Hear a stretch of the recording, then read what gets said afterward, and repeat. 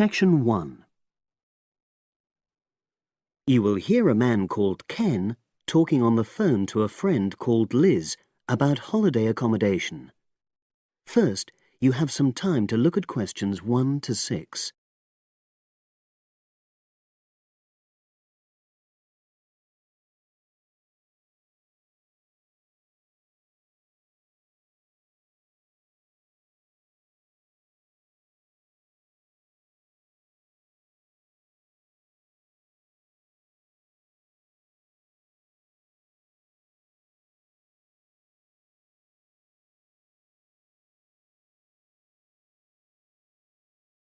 You will see that there is an example which has been done for you.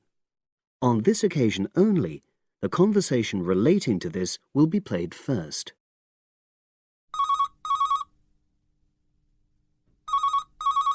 Hello. Hi Liz, it's Ken here. Hi, Ken. Nice to hear from you. Are you... This is just a quick call, but Mary and I have just been talking about our summer holiday. We haven't booked a place yet, and we've left it a bit late. We were just wondering if you know of any holiday rentals in your area. It's so nice there. Well, yes. I can think of 2 or 3 places that are very nice. What dates have you got in mind? The 10th of July to the 22nd of July. Ken says that they need accommodation from the 10th to the 22nd of July.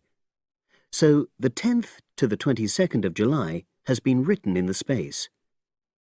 Now we shall begin. You should answer the questions as you listen because you will not hear the recording a second time. Listen carefully and answer questions 1 to 6.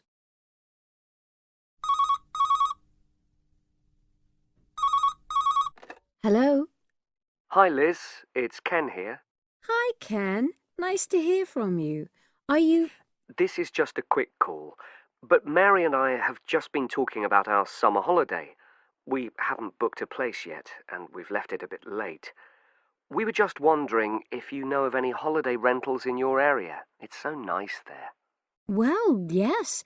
I can think of 2 or 3 places that are very nice. What dates have you got in mind? The 10th of July to the 22nd of July. Oh, yes. That is quite soon, isn't it?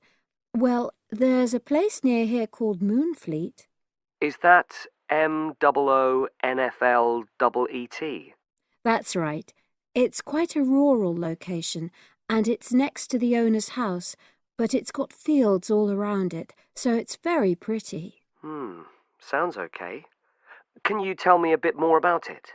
Well, it's an annex to the owner's house, and it's an apartment with 2 bedrooms and an open-plan living area. Well, I like the sound of it. Is there anything we might not like about it? Well, it's quite a distance from the nearest shops, that's all. Okay. And, well, I'll tell Mary, but I don't think she'd mind that. Do you know how you book it? You have to book on the internet. There's a web address. It's www.summerhouses. One word. Yes, then .com. You'll be able to look at a photograph on that. Okay. And what about the others? Where are they? The second one I'm thinking of is called Kingfisher, and that's even more rural. It's a really beautiful location, in fact. It's by the river, and it's got nice views. It overlooks woodland on the other side.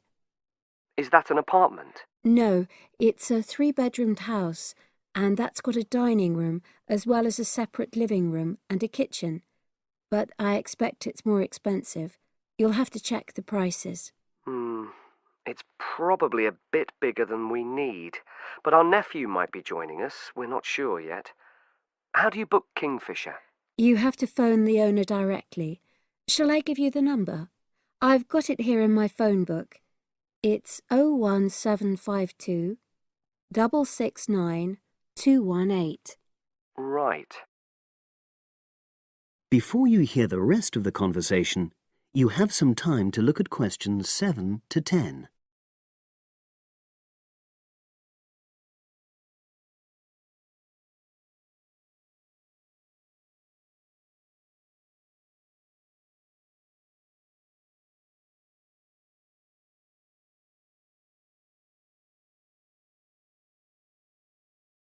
Now listen and answer questions 7 to 10. And you mentioned a third place? Yes, there's a house that my sister stayed in last year. It's called Sunnybanks. Nice name. And the location of that one is rather different. It's in the centre of a village, but it's a very small and quaint place. Did your sister like it? Oh, yes. It's by the sea, so her children really loved it. What's the accommodation like? I'm not sure about the number of rooms, because I haven't been in it myself, but I think she said it's quite spacious, and I know it's got its own garden. It's not very big, but it's not shared with anyone else, and it's supposed to be very pretty. Any snags? Problems? The only other thing I can think of is that there's nowhere for parking. The streets are too narrow, so you have to leave your car somewhere else and then walk to the house. It's only about 10 minutes away, but... OK. Well, I don't think it matters personally. How do you book it? There's an agent you have to contact. I don't know his details, but I can ask my sister and let you know tomorrow. Thanks, Liz. That'd be great. I'll talk to Mary and see what she says. Thanks for your help. That's okay, Ken. I'll speak to you again tomorrow. I hope you find what you're looking for. That is the end of section 1. You now have half a minute to check your answers.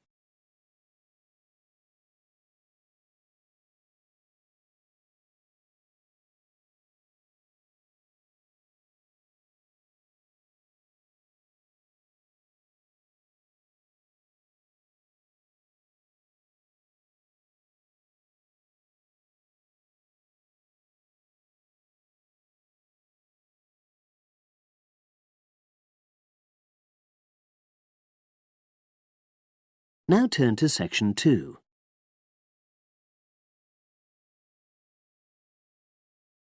Section 2.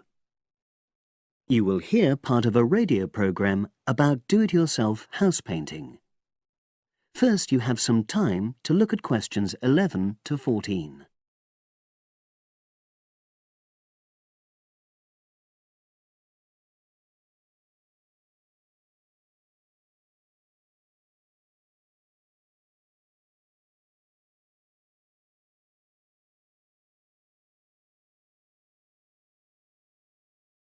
Now listen and answer questions 11 to 14.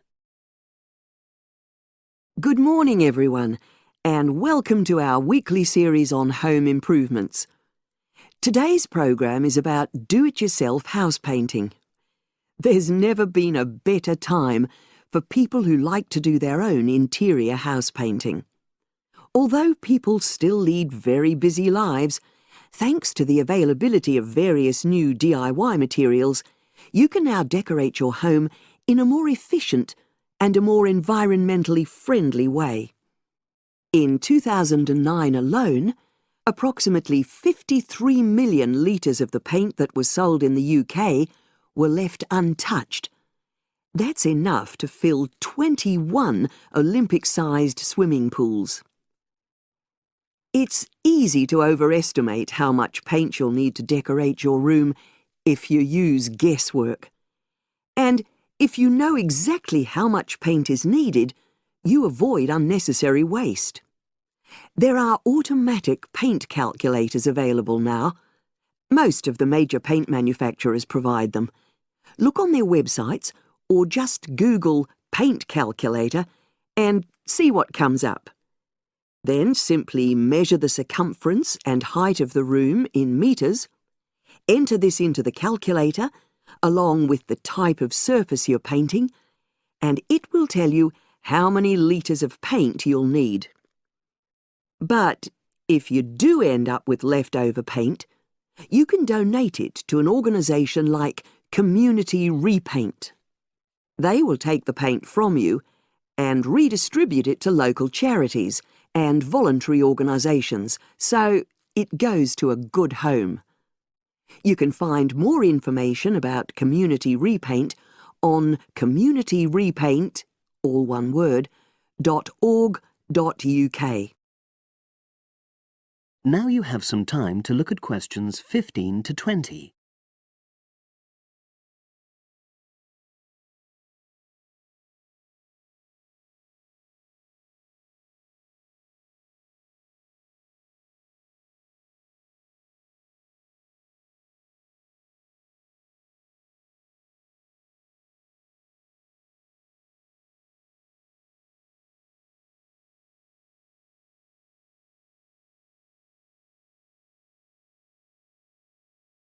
Now listen and answer questions 15 to 20. Another way of avoiding paint wastage is to check you're completely happy with your colour choice before starting to paint. For example, you can get a small sample of the colour you're thinking of using, then paint a board and move it around the room, so you can see how it looks against your furnishings and in different lights. Also, it's always better to buy high-quality paints because you get what you pay for. If you buy cheap paint, you might need to apply 2 or 3 coats to achieve the same coverage that you'd get from 1 coat of a good quality paint. You could also spend a week on a job that could have been done in a day or 2. And consider the environment. Most paint manufacturers now sell water-based paints that don't contain harmful chemicals or give off harmful odours, so get one of these. You can also buy paint that's packaged in recyclable containers. There's a lot more choice than there used to be. You can only do a good job which will last if you prepare the surfaces thoroughly before painting. In fact, in many ways, if you want to do a professional-looking job, this is more important than the painting itself. If there are any cracks or patches of loose plaster, painting over them won't solve the problem. Take the plaster out and fill the holes, allowing enough time for the new plaster to dry. And you won't get a smooth finish if the walls are dusty or greasy. So washing with water isn't enough. Use a solution of decorator's soap and rinse well with warm water afterwards. When you're ready to paint, we suggest you use a medium pile roller for walls and ceilings. A lot of people tend to use short pile rollers, but these give a patchy finish, and that wastes paint and time. Similarly, long pile rollers can create a thick textured effect, which looks messy. The same goes for brushes. The stronger the bristles, the easier they are to wash and reuse. And as you've chosen a water-based paint, clean your brushes with cold water, because it's more energy efficient that way. As you're decorating, keep transferring small amounts of paint into a tray and keep topping it up when you need to. This reduces the chance of it being contaminated by dust and pieces of dirt. And finally, water-based paint doesn't have a lingering smell, so that's not an issue anymore. But it's airflow rather than heat that helps the paint dry quicker. So, to help finish the job in the quickest time, leave your doors and windows open. The faster the paint is dry, and the job finished, the quicker you can start enjoying your room. In tomorrow's programme, I'll be giving some advice on... That is the end of section 2. You now have half a minute to check your answers.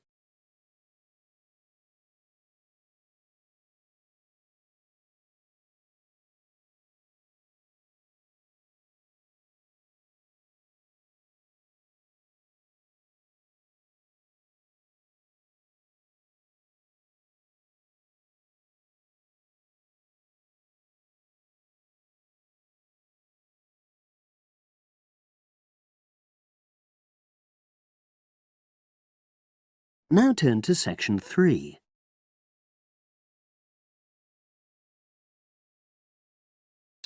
Section 3.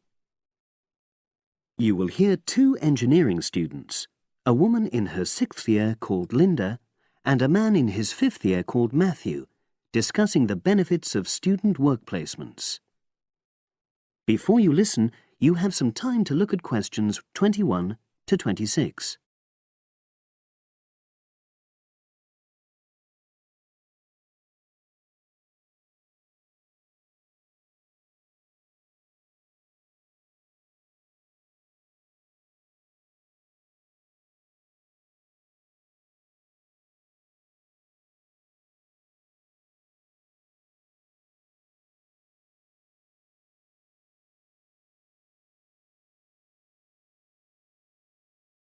Now listen and answer questions 21 to 26.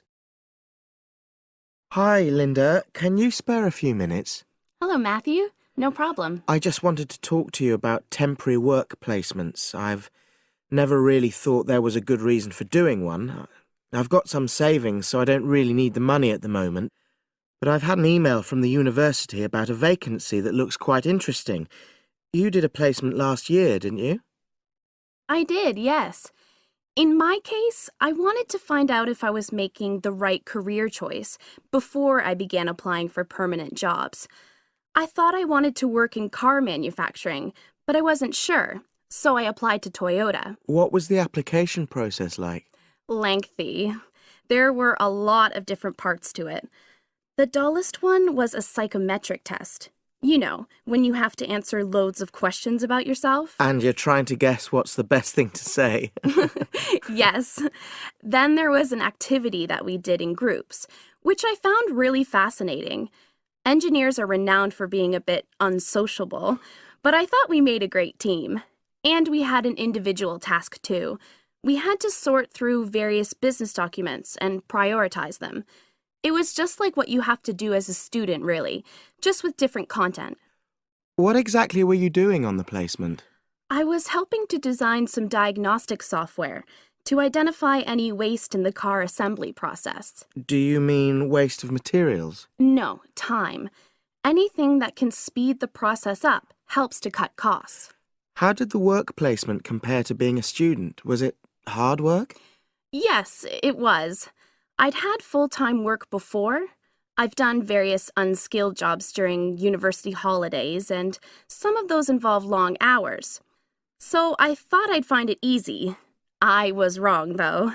I think when you're on placement, you're always trying to prove yourself. So you push yourself hard to succeed? Yes. But I got a lot of support from my employers. They were always helpful. And then, at the end of the placement, I was given formal feedback. Do you mean on your engineering ability? Well, no. I didn't really need that because we had team meetings every other day. And so I had the chance to discuss technical issues and ask about anything that wasn't clear. The evaluation was about general workplace things, like organizational ability, initiative, that sort of thing. I get the impression you think you benefited from the placement.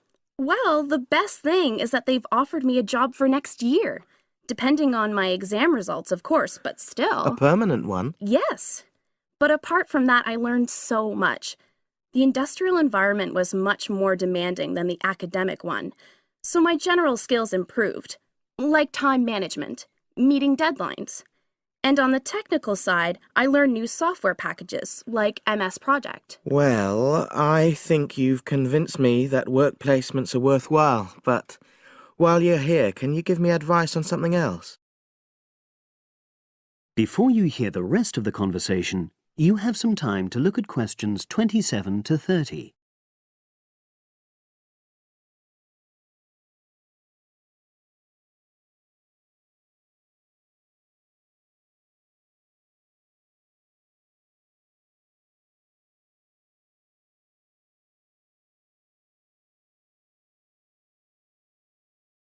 Now listen and answer questions 27 to 30.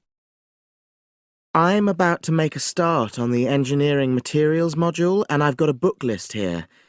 Can you have a quick look and tell me what you would recommend? That's if you can remember. Let's see. I do remember some of them. Yes, this one, The Science of Materials. I found the subject quite hard generally, but this book is very accessible, so it suited me. It doesn't cover everything, though. What about this one then, Materials Engineering? Oh, yes. I do remember that. But it's a bit out of date now, isn't it? Unless it's a new edition. I don't think so. But what I liked about it were the pictures. They really helped to understand the descriptions. It's useful just from that point of view. Let's see, what else? Oh, yes, that one there, Engineering Basics. I think out of all these, that's got the widest coverage. But I've looked at the contents page and it hardly mentions nanotechnology. Yes, you're right.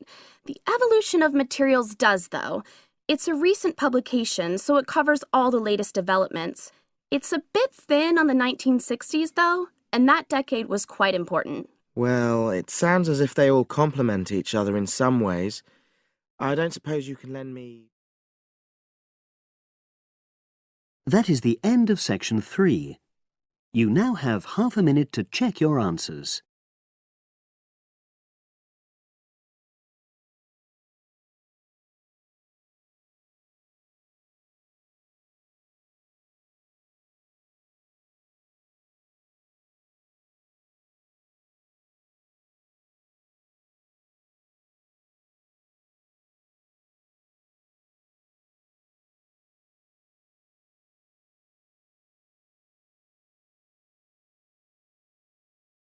Now turn to section 4.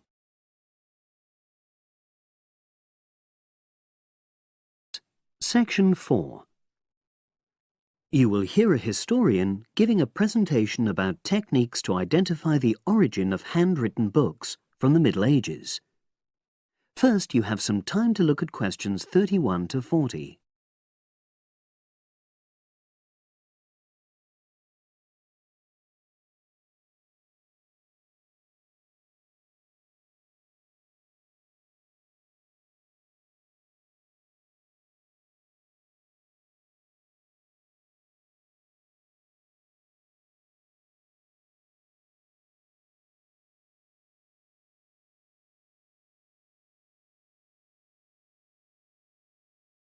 Now listen and answer questions 31 to 40. My presentation today is on how the science of genetics is being used to shed light on the origin of manuscripts, anything written by hand, produced in the medieval period, that is, the period between the 5th and 15th centuries AD. As many of you know, thousands of medieval handwritten books still exist today.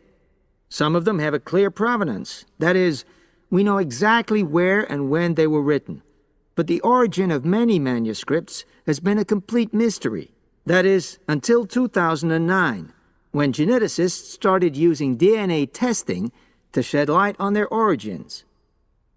But before looking at the new research, I need to explain something about the way the manuscripts were produced, particularly what they were written on. Virtually all were written on treated animal skins, and there were essentially two types. The first was parchment, which is made of sheepskin. It has the quality of being very white, but also being thin. It has a naturally greasy surface, which meant it was hard to erase writing from it. This made it much sought after for court documents in medieval times. The second type is vellum, which is calfskin. This was most often used for any very high-status documents because it provided the best writing surface, so scribes could achieve lettering of high quality. So, once the animal hides had been chosen, they had to be prepared. Where the right materials were on hand, the skins were put into large barrels or vats of lime, where they were agitated or stirred frequently. But if lime wasn't available, then the hides were buried. Both these techniques were designed to cause the hair to slough off and the skins to become gelatinous and therefore more flexible. The next stage was to put the hides on stretcher frames and pull them very tight. While on the frame, they were scraped with a moon-shaped knife in order to create a uniform thickness. For parchment, that was the end of the process. But for vellum, there was an additional stage, where it was bleached in order to achieve the desired color.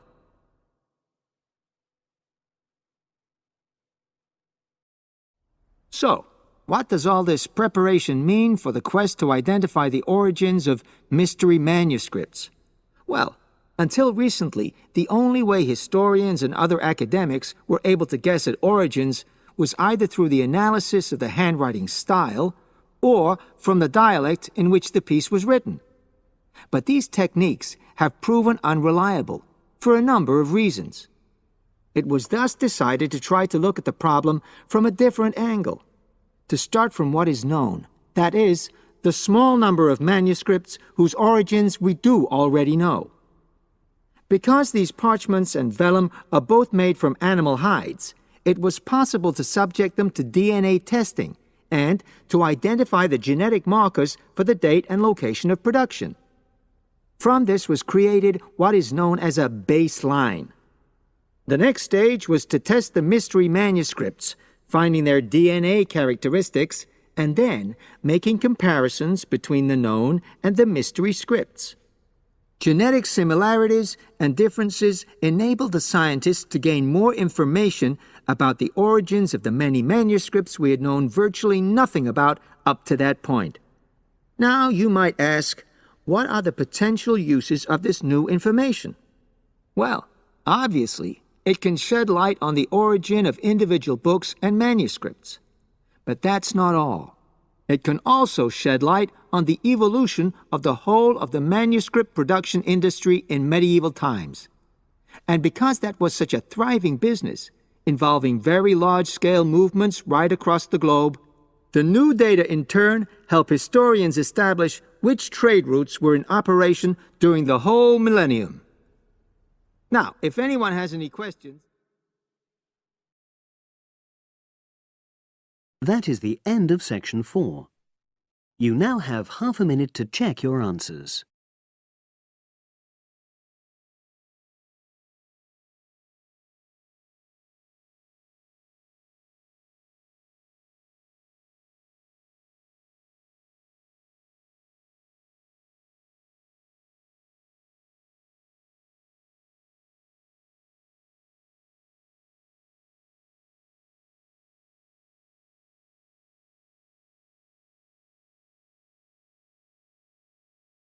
That is the end of the listening test. You now have 10 minutes to transfer your answers to the separate answer sheet.